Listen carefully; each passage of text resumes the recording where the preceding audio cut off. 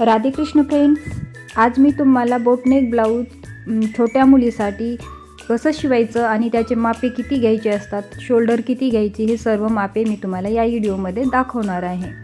तर video skip न करता पूर्ण व्हिडिओ बघा. व्हिडिओ आवडला असेल तर लाईक करा आणि सबस्क्राईब करायला विसरू नका.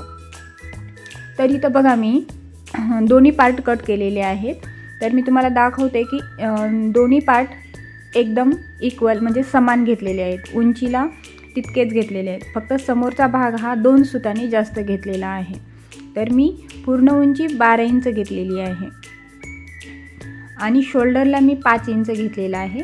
छोट्या मुलीसाठी तुम्ही शोल्डर 5 इंचाची घ्या, कारण त्यांची पूर्ण शोल्डर ही 10 इंचाची असते. त्याचं निम्म केलं तर आपल्याला 5 इंच येतं.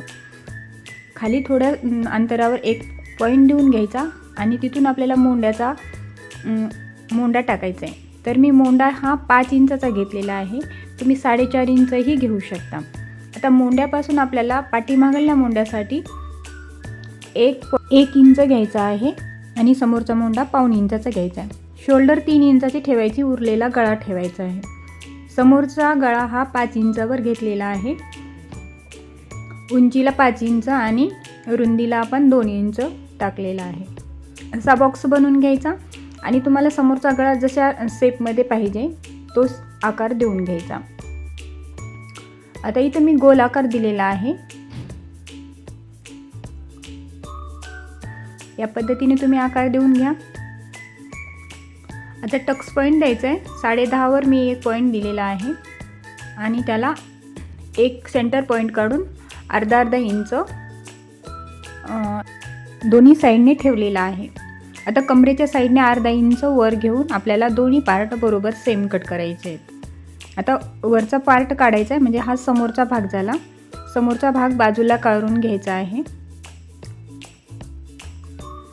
आता पाठीमागल्या भागाला आपल्याला गळा उंची टाकायची आहे. खालून मी 4.5 इंच घेतलेला आहे आणि रुंदीला मी 2.5 इंच घेतलेला आहे. शोल्डर 3 इंचाची ठेवून उरलेला गळा टाकून हा बॉक्स बनवून घेतलेला आहे. आता वरून आपल्याला 2 इंच घ्यायचं आहे. एक बॉक्स बनवून घ्यायचा आणि गळ्याचा राऊंड शेप द्यायचा आहे. आता खाली तुम्हाला जे आकार आवडतो त्या पद्धतीने तुम्ही आकार देऊ शकता. मी इथं एक गोलाकार देऊन घेतलेला आहे. या शेपमध्ये मी गळा तयार करते. या पद्धतीने तुम्ही कट करून घ्यायचं आहे. आता मेन फॅब्रिकवर ठेवून जशास तसा अस्तराबरोबर ठेवून कट करून घ्यायचं आहे. आता खालच्या साईडने कमरेच्या साईडने सरळ शिलाई घ्यायची आणि शिल्लकचं कापड कट करून घ्यायचं आहे.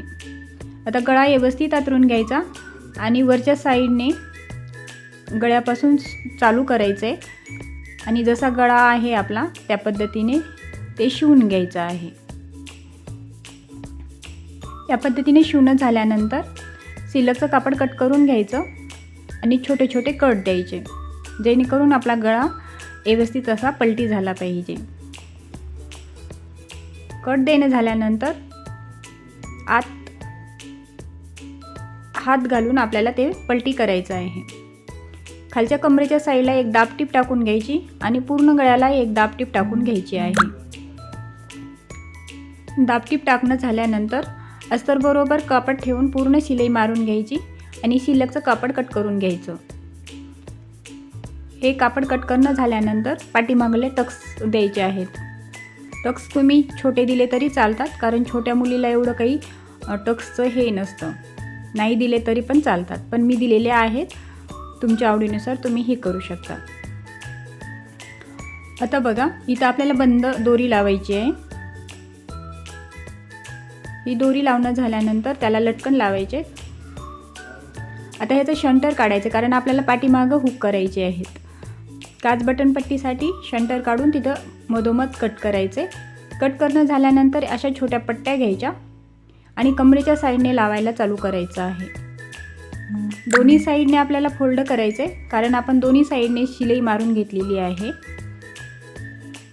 पट्टी पूर्ण दुमटून घ्यायची आणि ही आपली हुक लावायची पट्टी झालेली आहे. आता आपल्याला या साईडनेही कमरेच्या साईडनेच पट्टी लावायची.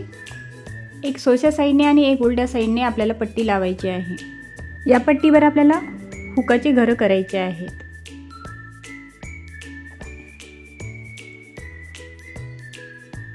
पहिल्यांदा एक शिलाई मारून घ्यायची आणि नंतर आपल्याला एक हुकाचे घरं करून घ्यायचे आहे. आता इथं तुमचे जितके घरं बसतील त्या पद्धतीने तुम्ही करून घ्या. मी इथं 4 घरं केलेले आहेत, म्हणजे आपले 4 हुक इथं लागतील. आता गळ्याच्या भोवताला आपल्याला डबल शिलाई द्यायची आहे, जेणेकरून आपल्या ब्लाऊजला खूप छान अशी फिनिशिंग येते. तुम्हाला जर आवडत नसेल तर तुम्ही हे स्किपही करू शकता. तर बघा, या पद्धतीने हा गळा तयार होईल. आता आपल्याला लटकन करायचे आहेत. तुम्ही याच कपड्याचे करू शकता, नाही तर तुम्ही रेडीमेड लटकन आणूनही बसवू शकता. खालचे लटकन बसवणं झाल्यानंतर हा गळा खूप सुंदर असा दिसतो. आता समोरच्या भागाचं मी शिलाई तुम्हाला दाखवलेली नाही आहे, तर तुम्हाला जर ती शिलाई पाहिजे असेल तर तुम्ही मला कमेंटमध्ये नक्की कळवा. आणि या ब्लाऊज शिवताना किंवा कट करताना काही प्रॉब्लेम जर येत असेल तर मला कमेंटमध्ये नक्की सांगा. मी तुमचे प्रॉब्लेम दूर करण्याचा नक्की प्रयत्न करेन. आणि कृपा करून माझ्या व्हिडिओला लाईक सबस्क्राईब करायला विसरू नका. माझा व्हिडिओ पूर्ण बघितल्याबद्दल तुमचे मनापासून आभारी आहे. धन्यवाद.